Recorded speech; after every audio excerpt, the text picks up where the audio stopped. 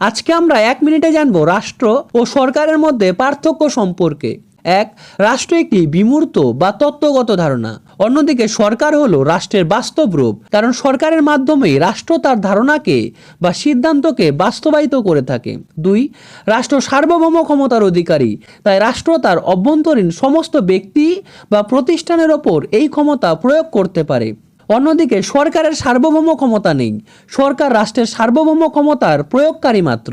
তিন, যতদিন রাষ্ট্রের সার্বভৌমিকতা থাকবে ততদিন রাষ্ট্রের অস্তিত্ব থাকবে, কিন্তু সরকার অস্থায়ী, নির্দিষ্ট সময় অন্তর অন্তর নির্বাচনের মাধ্যমে সরকার পরিবর্তিত হয়ে থাকে।